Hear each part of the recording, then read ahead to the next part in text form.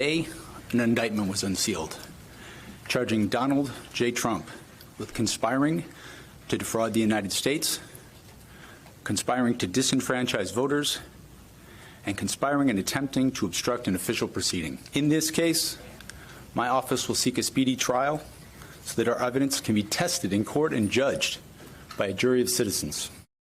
From the outset of that announcement over the summer, the goals of Special Counsel Jack Smith and Donald Trump became very clear. For Smith, it was to hold the principle that no one is above the law. For Trump, it was to delay, delay, delay. This week, Smith called Trump's bluff by requesting an expedited review by the Supreme Court of Trump's claims of absolute immunity, a request that the court has agreed to at least consider. Trump's team has until next Wednesday to respond to the special counsel's request. We have a preview of what that filing might look like, given that today was the deadline for Trump's team to respond to the same request by the special counsel in the U.S. District Court of Appeals, where this case would have normally moved to next, if not for Smith's request to go to the Supreme Court. In Trump's filing, his lawyers claim that an expedited review would violate Trump's due process rights and somehow irreparably undermine public confidence in the judicial system. They also claim that an expedited consideration would inflict harm on the public's First Amendment rights because of the planned timing of the trial's March 4th start date. Quote, the potential trial is likely to last for months, and it will thus inevitably interfere with the ability of American voters to hear from the leading presidential candidate at the height of the campaign in derogation of their First Amendment right to receive his speech.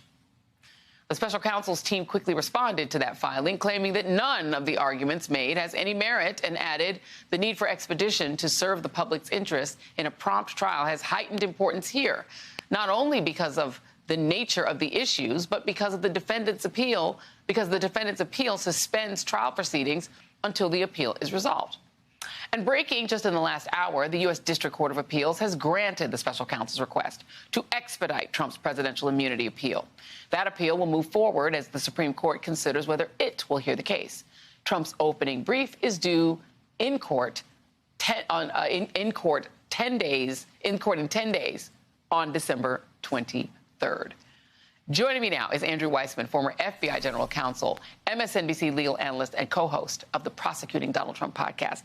Well, Andrew, we did miss out on being able to enjoy the Horton Hears a Who, how the Grinch stole Christmas argument that was being made in this filing by Trump's team, which literally quoted How the Grinch Stole Christmas, claiming that, oh, no, they were going to try to make us work over the holidays, over Christmas and that sort of thing, even though, you know, the holidays didn't prevent Donald Trump from harassing Mike Pence to overturn the election and working to overturn the election in 2020. Your thoughts on how this is all going?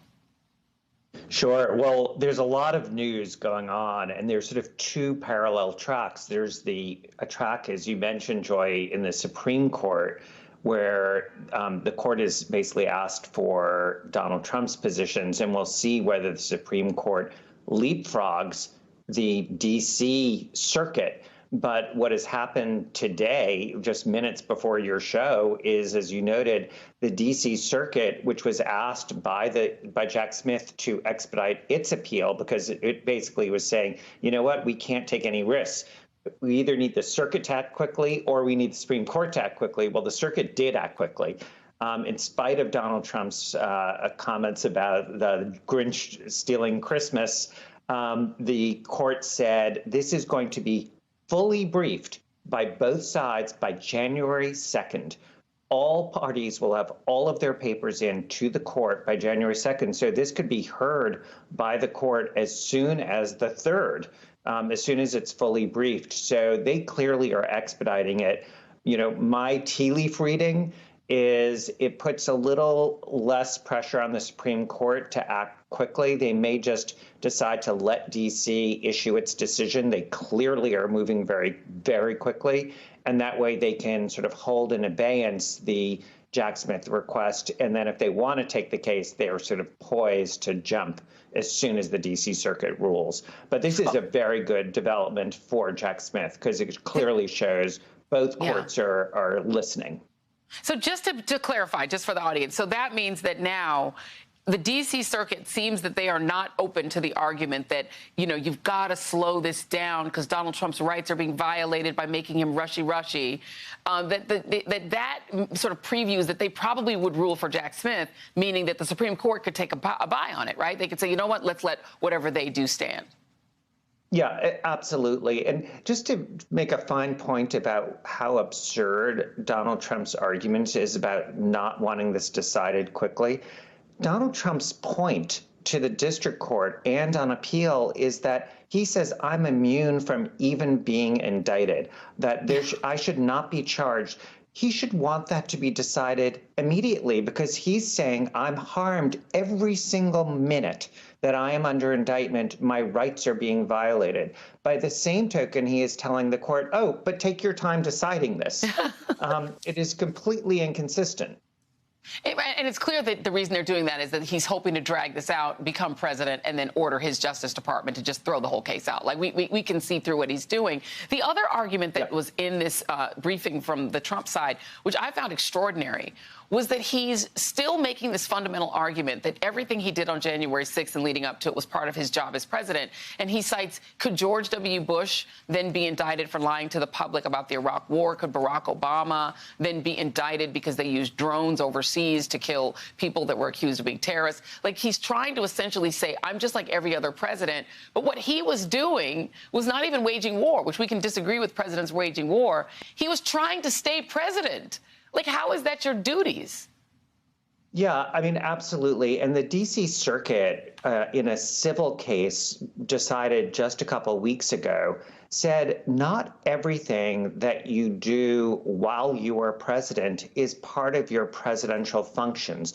When you are running for office, when you are seeking to become president again, that is not a presidential duty. So if you are committing crimes as part of your campaign to stay in office, that is not something within the function of the office of the White House. So that decision by the D.C. Circuit bodes very well for Jack Smith and not so good, obviously, for Donald Trump. All of this, I have to say, is, you're probably looking at me going, doesn't this make a lot of common sense? And it's all dressed up in legal language. And the answer to that is right. That, it really cannot be the case that just because you are president of the United States that you can kill somebody or you can just decide to. And could you imagine what this would mean? Can you really have a second term with a president who is told, by the way, you have absolute immunity to commit crimes in office? It just cannot be the case. Especially with Donald Trump, who would do that. He would then commit all the crimes because he committed them while he was in office the first time.